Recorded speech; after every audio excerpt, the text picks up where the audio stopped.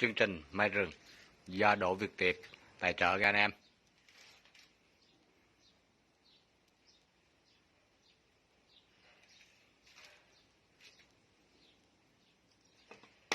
Ôi chà, bữa chai thuốc rồi. Đây mình dùng cái kích rỡ này nha anh em. Cái cơ bản là thấy nó hiệu quả nhiều á. Nói chung đây phôi mình đây anh em, chân dài không nha, rỡ không nha.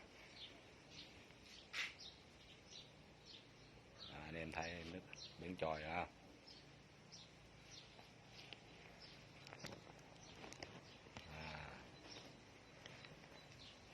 Anh em đánh mầm kia đang lên dư rỡ, bên này lên cũng nhiều.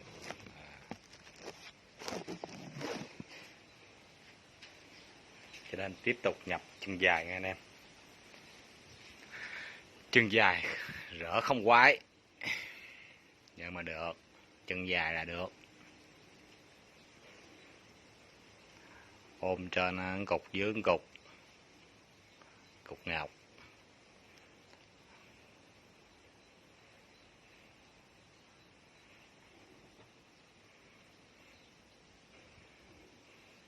Cây mini bonsai nha anh em.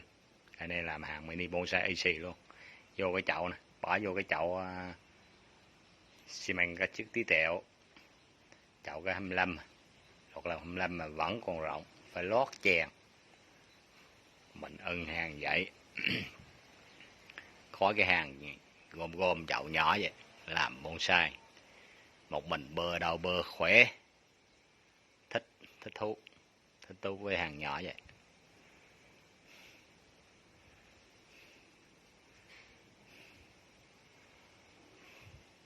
Chắc phải đi Bình Định kiếm cái chậu chèm đó về đợi vô.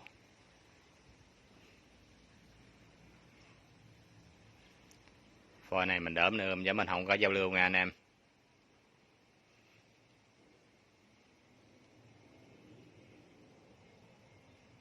Chân dài miên man, thử chân dài được nhiêu. Nách chân khá dài nhưng mà cái rỡ không anh em, cái rỡ không á, chứ không có thân, cái thân dục rồi.